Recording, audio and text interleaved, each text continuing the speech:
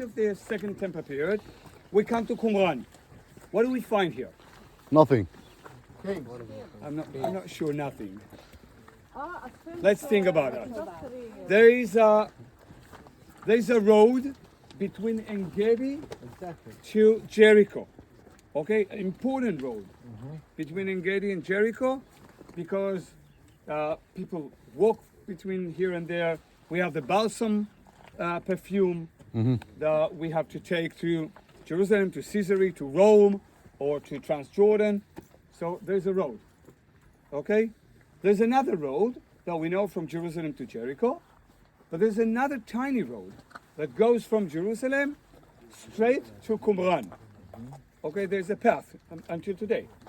So people travel near Qumran all the time. A little bit, you see the plants here? And Fesha in Otsukim? Yes. And Fesha.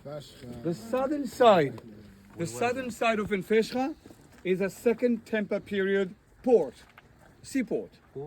Yeah, the port. There's a deck and port and boats used to travel in the Dead Sea. So there's a port here, not far from here. So we see all the area.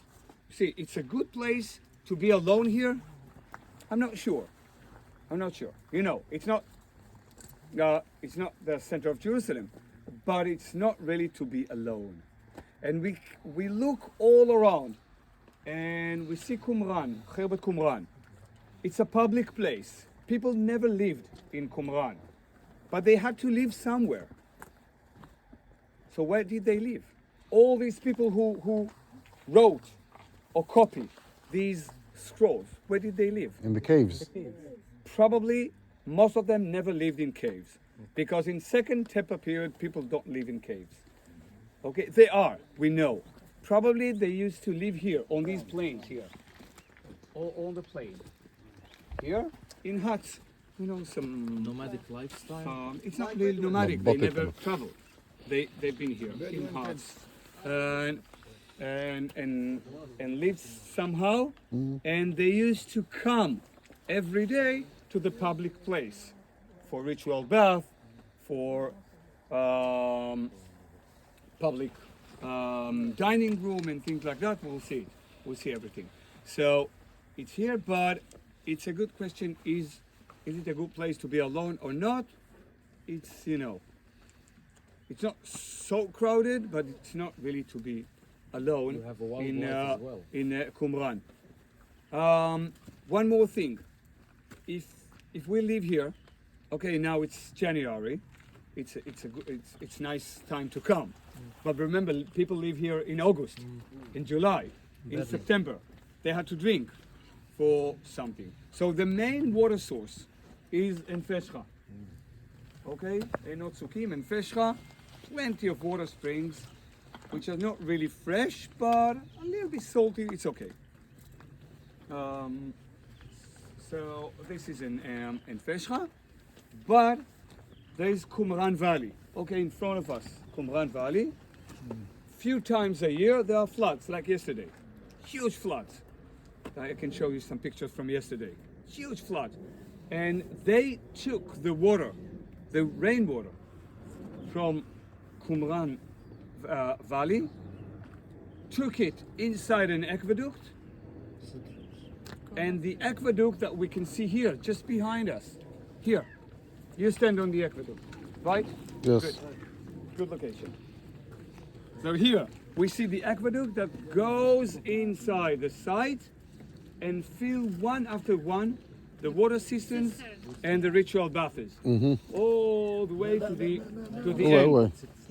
From where? From Tsukim? From Tsukim? Where's the water? You see the valley? Yeah, so See the ritual bath, and this, it should be from spring, right?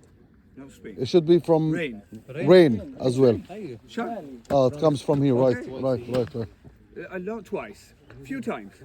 I don't know. It depends the year. So now it's January. This year we had 3 times floods here, but it can be none. Depends the year. So sometimes we have more fresh water. Sometimes we don't have. That's desert. That's the definition of desert. You don't really know how much rain you will have this year. We don't know. So this is Qumran Valley, and all the area we see hundreds of caves, but we'll talk about it. There are two different types of caves.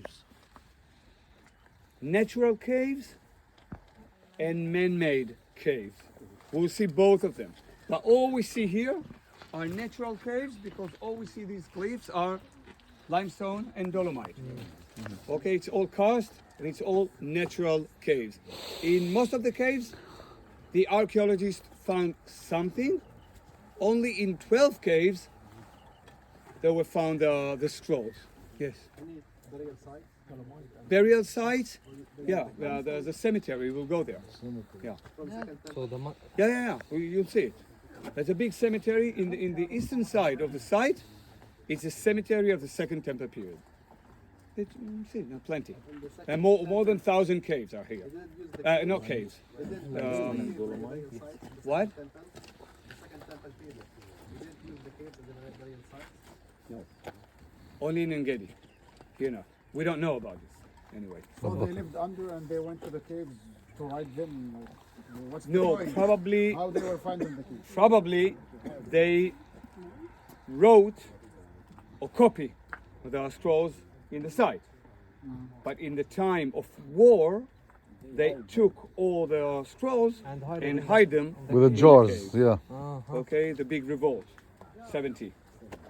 Okay, but we'll see it. We'll see it later. So natural caves that made of limestone and dolomite, and man-made Made caves. Man-made cave. which is chalkstone that they can No, chisel. chalk. Is the Marl. Yeah. Marble? Here. Marl. It's all we see in front of us. Marble? This is marble. Marl. Marl. We don't have marble in our But country. we'll talk about it. We will see it. And that's a little bit the area. We will go to the site first.